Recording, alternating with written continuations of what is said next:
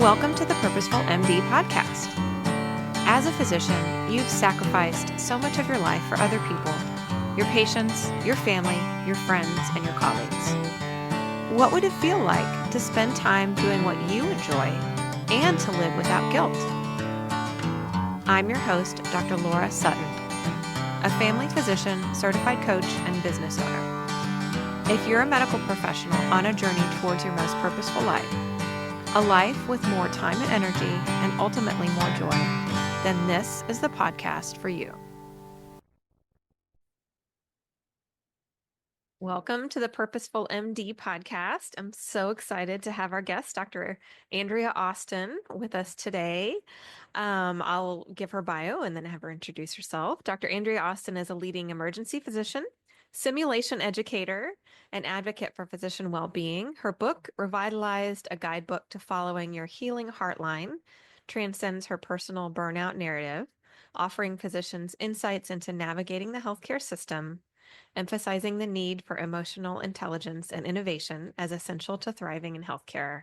Definitely want to get into all of that and talk about your book since I read it recently. Dr. Austin, thanks so much for being here. It's wonderful to be here. Yeah. So tell us a little bit about you and your background and how you got to where you are right now.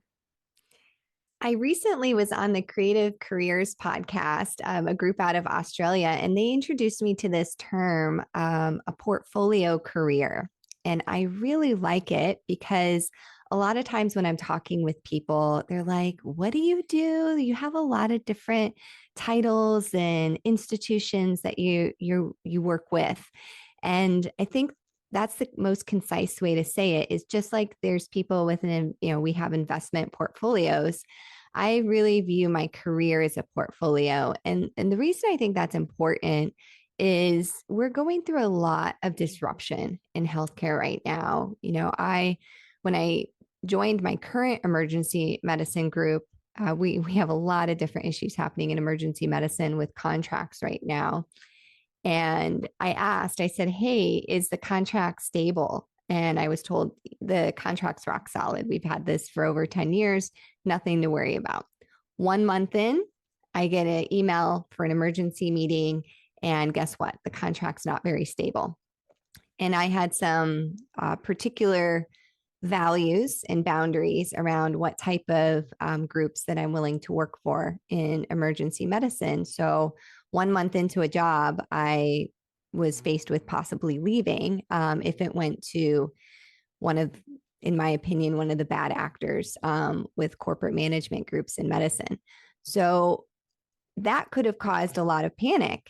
But because just like an investment that goes down, I have this portfolio career. And yes, my income would have been affected by that change, just like when we lose money on a stock, but I had other things going on. So I will now answer your question to kind of explain to the audience, what do I do? A big part of my career is being an educator, and my background is simulation. So I teach in a fully remote certificate program. And that's part of my job. I would say maybe around 10 hours a week. I'm doing online remote work, and I actually just came from a meeting with a student on Teams before I was here. And then I also oversee a simulation lab, and that's with a healthcare system in Southern California. And they added residents and fellows about 6 years ago. And so we provide all the simulation services for residents, fellows, and we're also now providing services for nursing in the larger institution. So that's exciting. And then I still work some clinical shifts. I wrote a book and I take coaching clients. So that pretty much catches people up. So I just want to, it's all so amazing. And when I first talked to you and learned a little bit more about simulation, it's fascinating. I just want to say, oh, and I wrote a book, like, congratulations. You and we both published our books on the same day. Of course we didn't know each other, not planned, but congratulations. Your book is amazing. And I just want to say how much, when I was reading it, how much of myself I could see in you, and just how you share your story and you should get really personal and share. We just get the sense that we're not alone. And so I appreciate that. So thank you for sharing your story and writing the book.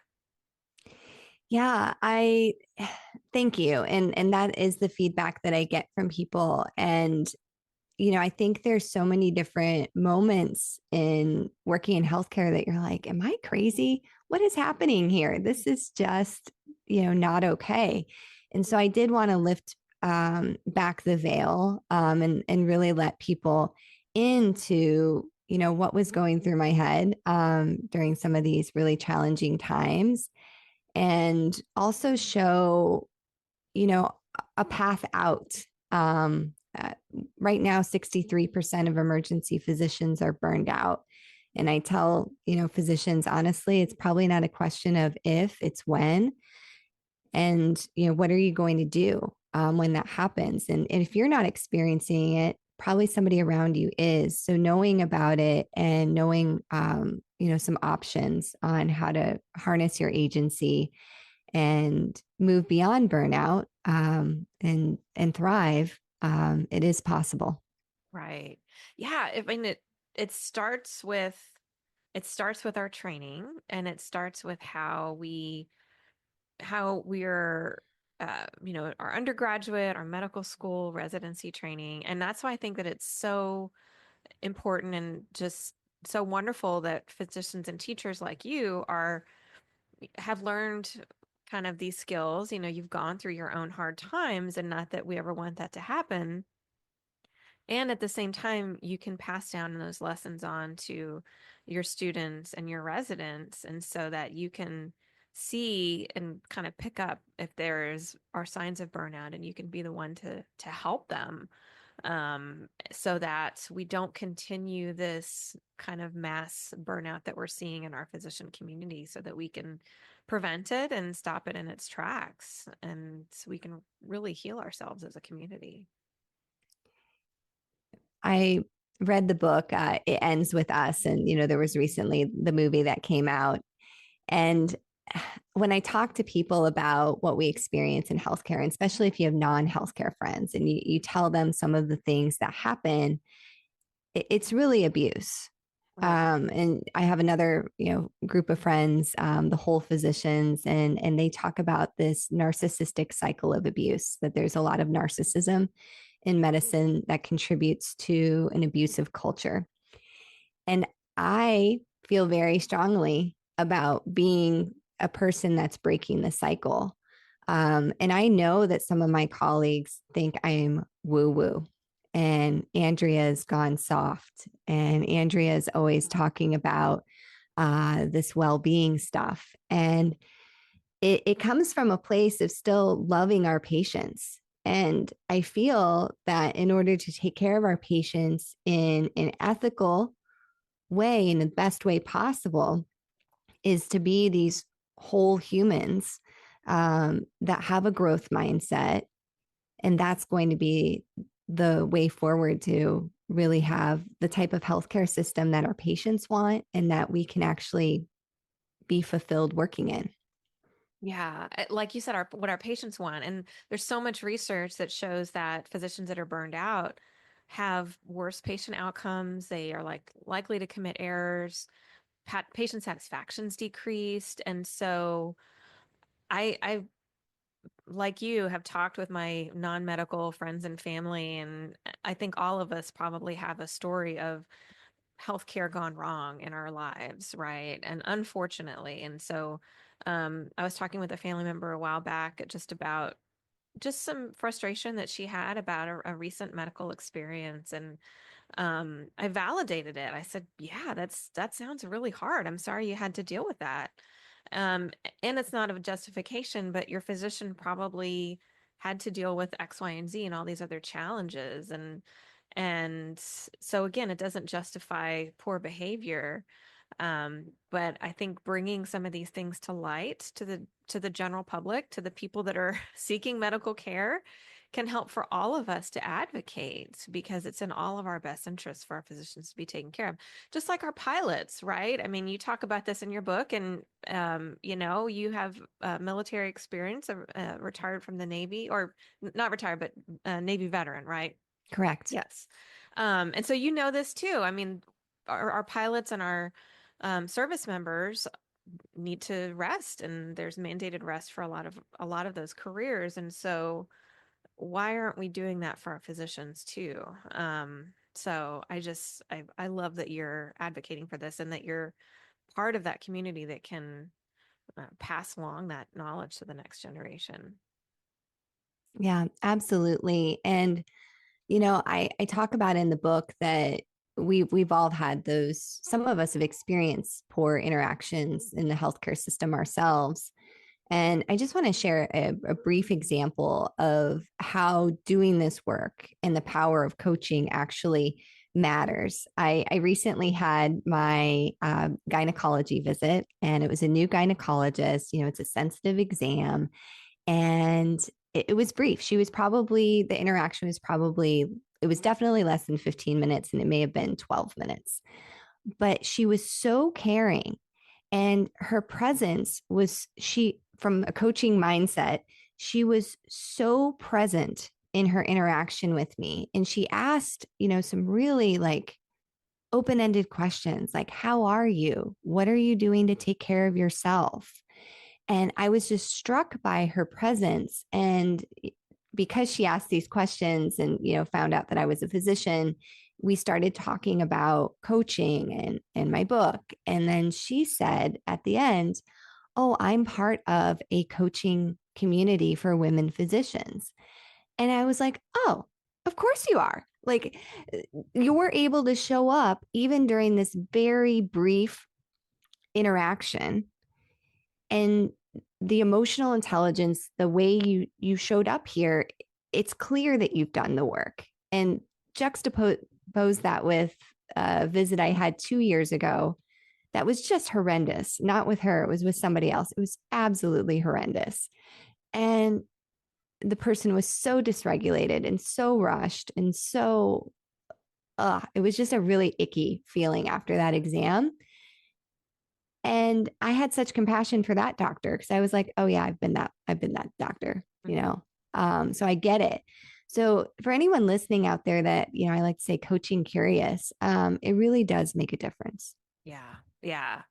I love that. And what comes to mind for me is that it doesn't take more time in order Mm-hmm. to be compassionate and to be really fully present for an exam. And again, a lot of data showing that even brief visits, when we sit down, when we really engage with our patients, the visit can feel longer and the patients leave the visit feeling seen and feeling heard.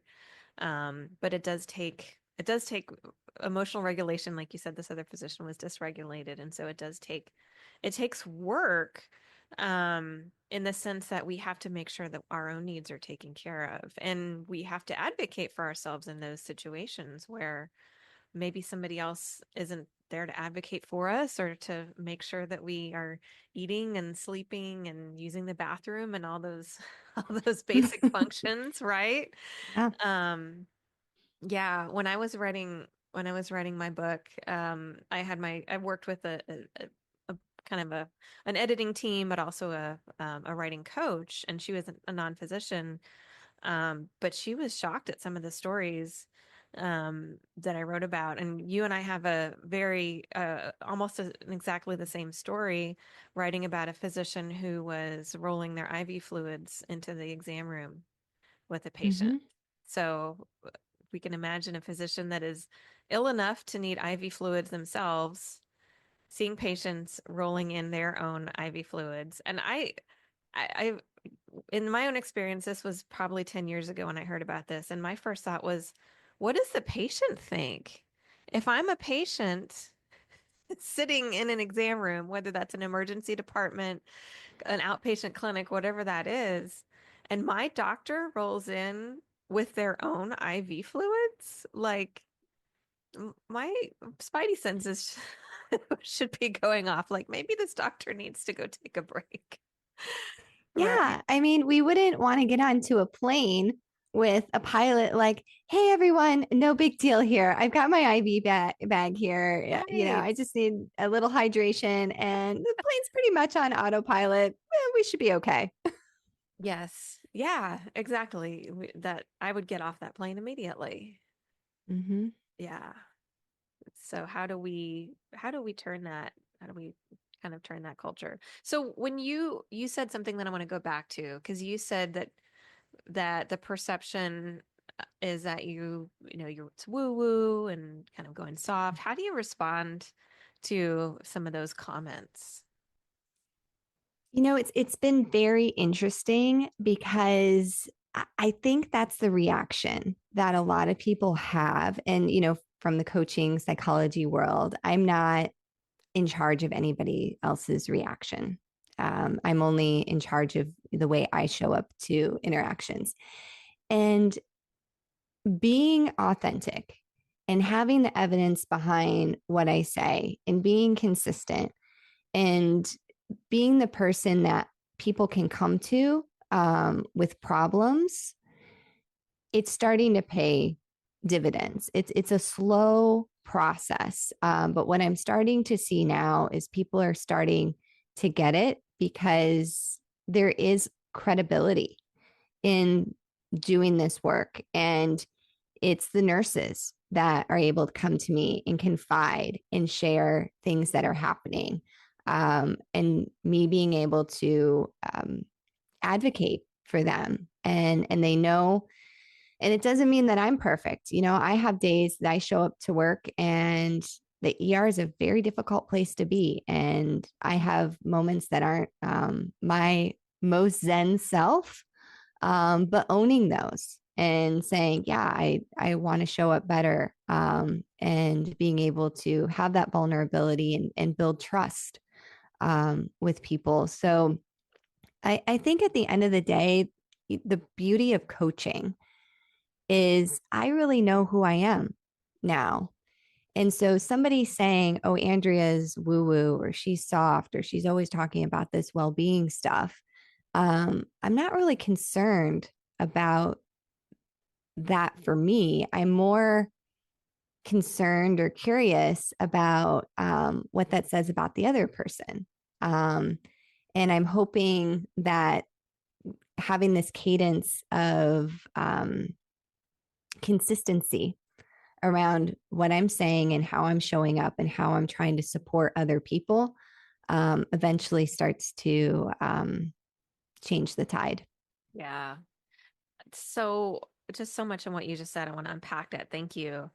You said it in a couple different ways, but basically that, as a coach, that you're not responsible for another person's response, reactions, emotions, behavior, speech, any of that. And I just want to highlight that. I think that's probably the most important lesson I've had to learn in my life. Mm-hmm. And it's something that I'm also trying to instill in my daughter, who's a 17-year-old. She's in high school.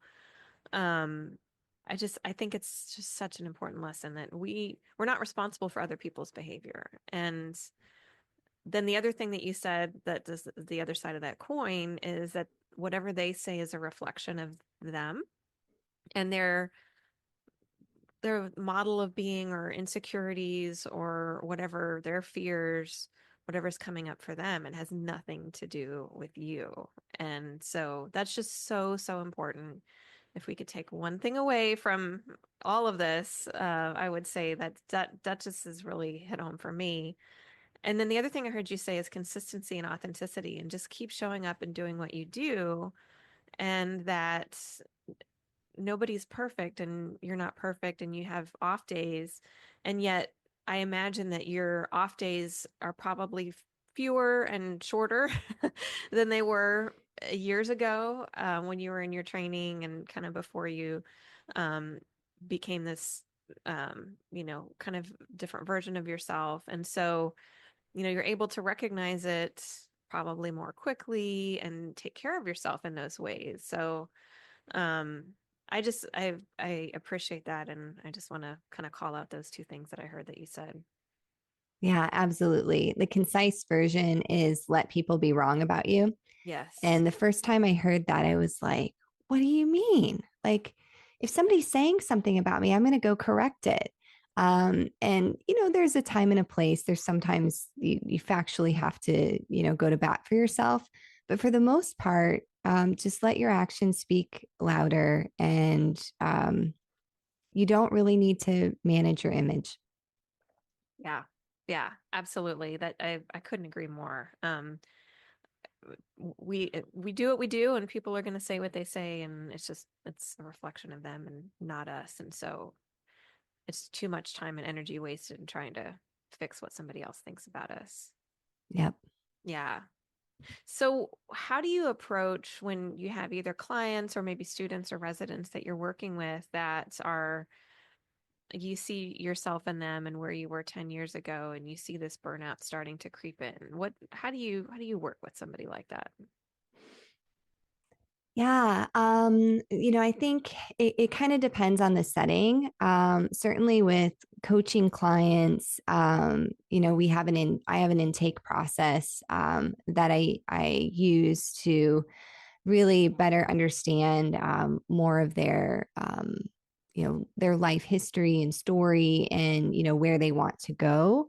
And we inevitably start with values work. But even in a short interaction, I think starting with values can happen, even if it's just checking in with somebody. I think when we talk about burnout, it has such a negative connotation, like, oh, you're burned out. And really, when you look at the history of wellness around physicians, burnout was something that physicians were shamed for. Like, what's wrong with you? You should be happy that you're a doctor. It was so hard to go to medical school. So many people want to be in your shoes. What's wrong with you that you're not happy? And instead, one of the most insightful things I've heard about burnout was from Michelle Woolhouse, who I quote in the book. And Michelle introduced me to this concept of befriending your burnout. And when you first hear that, you're like, what? Why would I befriend something that's causing me pain? And it's something we don't want. Um, but if you follow your burnout down, it's trying to teach you something. And for me, and I think for a lot of physicians out there, your burnout is trying to teach you about the way you're doing things isn't working. Um, and I also learned following my burnout down that one of the root causes was moral injury. And so once I was able to clearly articulate that, and I can do it on shift now, I can say when, the elderly patient that's been boarding in our hallway, this literally happened the other day. This poor gentleman was like, Doctor, help me. And he's like, I need to go to the bathroom. And nobody had taken him to the bathroom in like 6 hours. He smelled bad. I mean, it was terrible. It was absolutely terrible. And I was able to say in this moment, like, I'm feeling very upset right now. And I don't like my job at this very moment because this is an example of moral injury. I am feeling distress because the system has allowed our emergency department to be overcrowded and we're not properly staffed. And he shouldn't have to be in a hallway. Um, so that level of granularity that I have is from following my burnout down and just kept trying to uncover, like, what is this? What is this really uncomfortable feeling? And then what was underneath of it was a feeling of, I believe in justice Yeah. and fairness. And I believe in being a compassionate doctor. And I'm not set up in a lot of situations to provide care in line with those core values. Yeah. That's such a thank you for sharing all that. And I mean, you mentioned justice and fairness and compassion, and those sound like those are core values for you. And starting with the values, so that we can recognize, okay, this is something that's going against my values. And in this situation, and just uh I this is my understanding of the definition of boarding since I'm not in the ER or hospital medicine, but it's when a patient is admitted, but they are still in the emergency room awaiting a bed. I'm right about Yes. that. Yeah. Yeah. And I'm hearing from my ER colleagues that that's just happening more and more often lately. And so in this situation, this injustice of this patient shouldn't have had to have been waiting for so long to get some of the care that he needs. And um, I think where I hear a lot of physicians' mind goes is, well, but I can't fix it. Mm. I can't fix the overcrowding. I can't fix the staffing and kind of this railing against some of the injustices that we see. So how do you rectify that for yourself and for your clients and your students? Yeah. So I have a paper that's going to be coming out this year on physician change makers. And I had to take a really, I took a sabbatical. I took 3 months off and I had to really ask myself, am I going to go back and practice healthcare in the United States? Am I going to do this? And the only way I personally could go back was adopting a new identity as a physician change maker. And so, what I challenge physicians that say, well, it's a system and I can't do anything about it, I'd really challenge that. Really? Um, you are a very educated, integral part of the healthcare system. And many people that you interact with consider you a leader. And so, yes, I understand when you're on shift or in the clinic, you may not be able to work on a systems change in that moment because you need to take care of the patient and you have another patient waiting for you.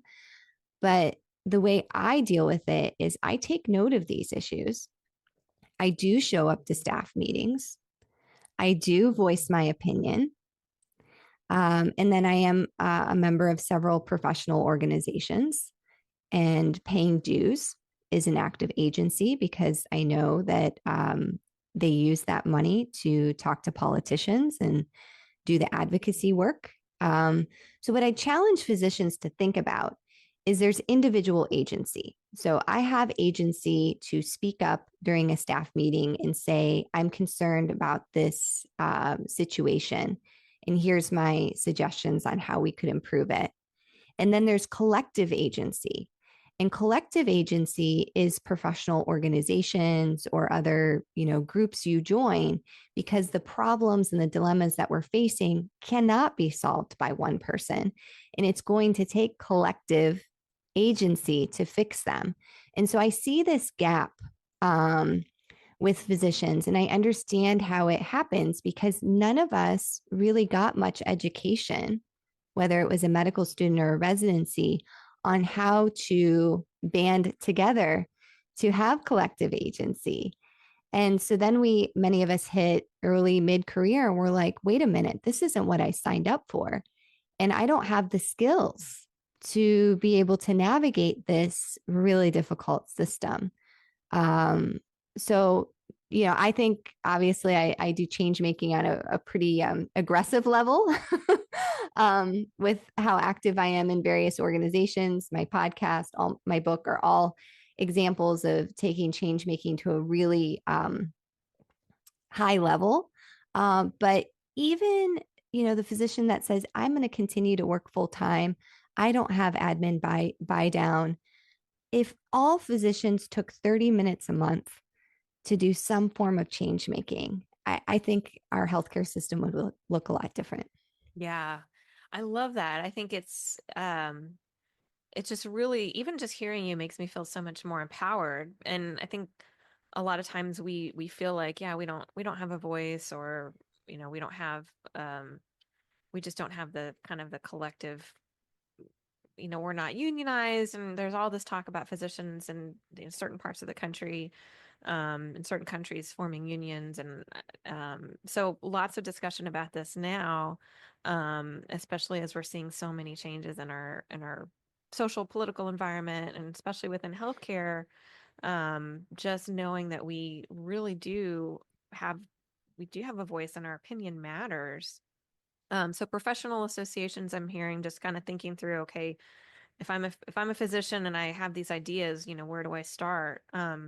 Professional associations. I do know that talking to our Congress people and their staffers has a big impact. um, either at the state level or at even at the U.S. level. Part of my master's program was a public policy course that was in DC, and we talked to a couple Congress people and their staffers. And I was chatting with some colleagues the other day who are essentially advocates, lobbyists, and they agree. They said, yeah, it makes a big difference when they hear from their constituents. So yeah, help me expand on that. What else would you add to that? Yeah. So I would start, hyper local. And I'll give you the first day this like really clicked in my brain is I was at my new hospital and I was invited to attend the Code Blue committee meeting. And I was running a couple minutes late. I, took a seat in the back and I told myself, like, I'm going to be quiet. I'm just going to observe. And then I'm looking around the room and I suddenly realize I'm the only physician. There's like 30 people in the room and I'm the only physician. And I thought, well, this is strange. And even though I thought to myself, I'm not going to say anything during this meeting, I'm going to observe, a few minutes in, they're like, oh my gosh, Dr. Austin's here. They're like, Dr. Austin, can you come sit down here? And then they brought me down to the front of the room. They start asking me questions and they were yearning for physician leadership. And I thought to myself, oh my gosh, like they've been waiting for this. Mm-hmm. And so, how many opportunities are there like that in your hospital? And I get it. And you should have a boundary around unpaid work. The truth is, a lot of times unpaid work can turn into paid work. I think everyone should be in charge of their own life and enlist the help of a coach. I was fortunate that my time at that meeting was compensated. Um, so starting with local change, because oftentimes that's where you do have the most influence and you can like start to see things happen, which can be very exciting and add to your energy reserves. Mm-hmm. So start local. And then I think medical societies, I follow the California Medical Society, and they're always telling us what laws are coming up and have different actions that we can do to get involved in. And then I'm also an ambassador for the Dr. Lorna Breen Foundation. Lorna Breen was an emergency physician that committed suicide early on in the pandemic. She was working in one of the hospitals in New York that was essentially overrun with COVID patients, and she became um, depressed and um, was convinced that she was going to lose her medical license if she sought help, and ultimately committed suicide, which was just a huge travesty. Part of being part of the Lorna Breen Foundation is, again, they provide advocacy updates. They say, this is the various laws that are coming up, and this is what we'd like you to do to help us, enact change. So a lot of these things don't take a lot of time. Even social media, it can be as simple as resharing and amplifying a post. Can be a form of change making. So I guess what I'd really challenge people to do is pick one thing and make sure when you're doing that thing, you're telling yourself that it is an active agency and that you are making a difference. And our world moves very fast, and some clinicians, like emergency doctors, are used to getting more instantaneous results. Shoulder dislocation comes in, I pop it back in. It's very satisfying. But the changes we're talking about in healthcare right now are not going to be that quick. And a lot of times it's 3 steps forward and 2 steps back. Mm-hmm. So getting to better understand the tempo and also the complexities. So, that way you can be a resource for colleagues around you. Like, oh my gosh, I can't believe our reimbursements went down again. And you can say, well, all right, so Medicare hasn't been essentially properly funded for 20 years. Physician wages reimbursements related to Medicare have gone down. Hospital reimbursements related to Medicare have not. So now we have a conversation. How are the healthcare administrators ensuring that the hospital is getting their Medicare funding and the physicians aren't? Yeah. Yeah. So arming ourselves with knowledge for sure, so that we can engage in those conversations. And then you said starting hyper local, and I think, yeah, that sounds like a really impactful way.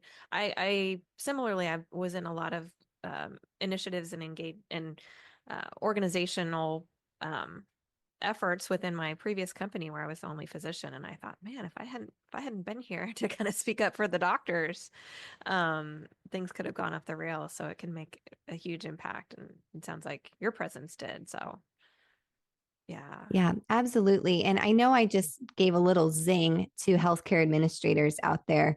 Uh, One of the most impactful conversations I've had in the last 2 years was with our hospital CEO. And we talked about boarding and what's going on. And she shared with me that they have every intention of making the hospital bigger. And one of the real issues in California is the cost of construction. And right now, it's estimated that building a new hospital room, not a hospital, mind you, one hospital room in California is estimated to cost $3 million right now. And Wow. that's related to the infrastructure around that room. And so we have so much that is required by law related to earthquakes. Hospital has to have 1 week of water and like 1 week of like sewage capabilities. And it, so it gets to be, again, more complicated. And so I suddenly had to re examine the story in my head around healthcare administrators that they're all money grubbing and out to screw over the doctors, where in actuality, many are trying, they chose to work in healthcare. They could have chose to work in, put in any other industry, um, but they chose to work in healthcare. So many healthcare administrators are experiencing moral injury. Hmm. They understand the problems and they're trying to do their best to address it. And we're all feeling this collective pain that it's not enough. So I would, again, challenge listeners that if the story in your head is that your healthcare administrators are terrible, is there a way that you can speak to one of them? Or if that's not appropriate with the chain of command, can you talk to your medical director and ask very pointed questions and say, what conversations are being had when you bring these issues up with the administrator? What are they telling you?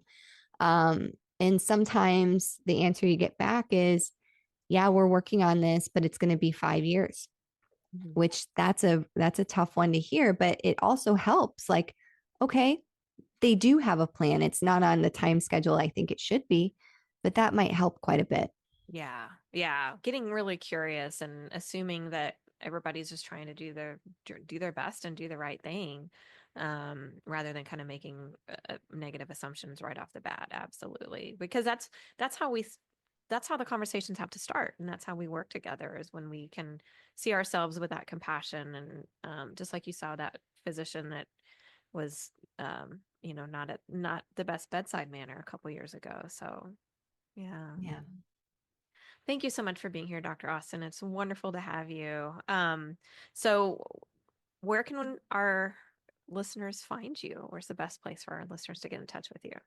Yeah. My website is andreaaustinmd.com. That really has every way to connect with me, links to the book, links to the podcast. For social media, I'm most active on Instagram and LinkedIn. And again, that's Andrea Austin, MD. All right. We'll include those in the show notes. So thank you so much for being here. Wonderful to have you. Well, thank you, Dr. Sutton. And I'm looking forward to having you on my podcast so listeners can listen to both and get to hear you in the interview chair. Yeah. Awesome. Thank you. I'm excited. Thanks. While I am a physician, the information presented in this podcast is for educational purposes only and should not be considered medical advice.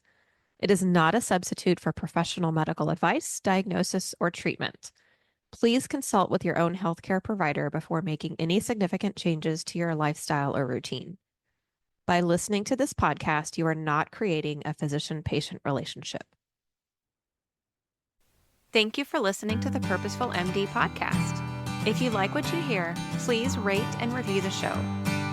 Please also visit my website, www.thepurposefulmd.com for free downloads or to discuss working with me as your coach.